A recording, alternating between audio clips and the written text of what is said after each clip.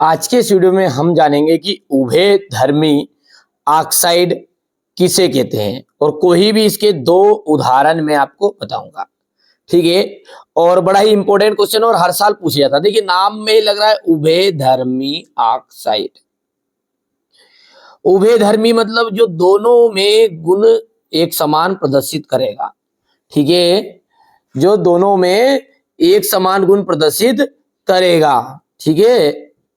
तो भैया यदि अपन बात करें किन में, तो वे ऑक्साइड या फिर वे धातु ऑक्साइड बोल सकते हैं अपन। वे ऑक्साइड जो अम्लीय तथा क्षारकी दोनों में गुण प्रदर्शित करते हैं। वे ऑक्साइड जो अम्लीय एवं क्षारकी दोनों में एक समान गुण प्रदर्शित करता है। ठीक है। दोनों में क्या करेगा? दोनों में एक समान गुण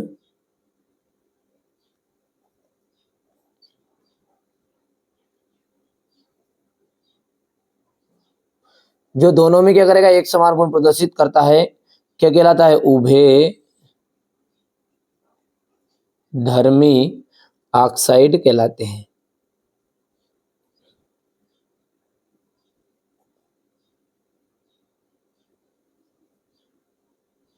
कहलाता है।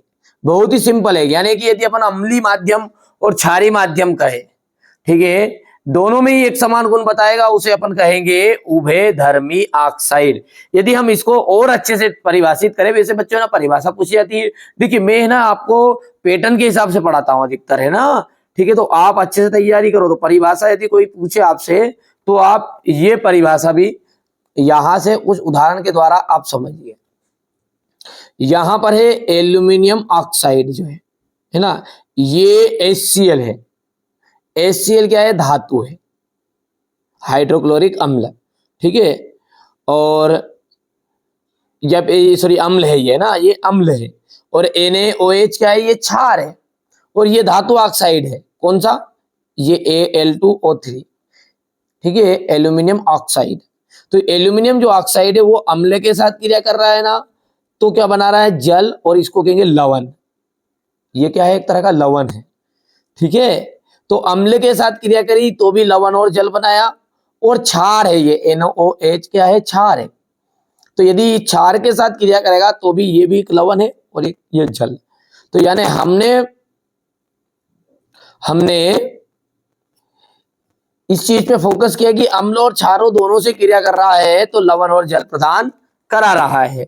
तो यदि हम ऐसे भी इसकी परिभाषा लिख सकते हैं कि वे धातु ऑक्साइड, वे दूसरे शब्दों में परिभाषा आप लिख सकते हैं इसकी, वे धातु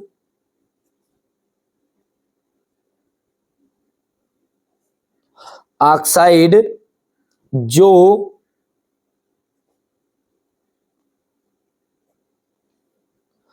अम्ल तथा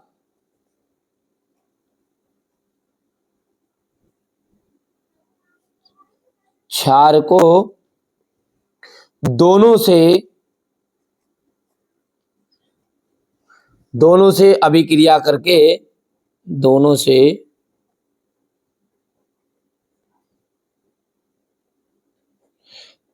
लवण एवं जल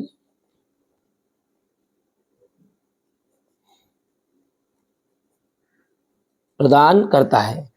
कि वे धातु ऑक्साइड जो अम्ल और क्षार को दोनों से क्रिया करेंगे ना, तो क्षारक बोल सकते हैं। क्षार को लिखने की जरूरत नहीं, क्षारक। ठीक है। अम्ल और क्षारक दोनों से अभिक्रिया करके लवण और जल प्रदान कराता है या प्रदान करता है। उसे क्या कहते हैं अपन? उसे कहते हैं उभयधर्मी ऑक्साइड। उसे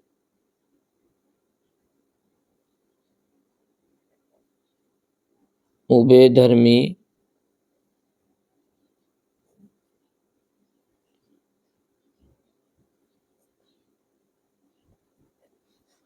उसे क्या कहते हैं, उभयधर्मी ऑक्साइड कहते हैं।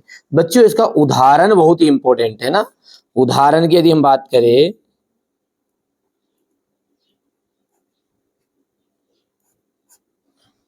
ठीक है, उदाहरण 2 उदाहरण इसके पूछता है, वो एग्जाम्पल है। ठीक है, तो इसके उदाहरण आपको लिख देना है कि एल्यूमिनियम ऑक्साइड,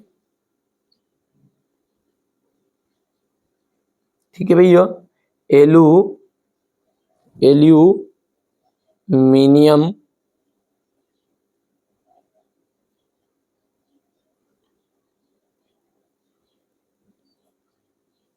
ऑक्साइड, और दूसरा जो उदाहरण लिख देना आपको जिंक ऑक्साइड।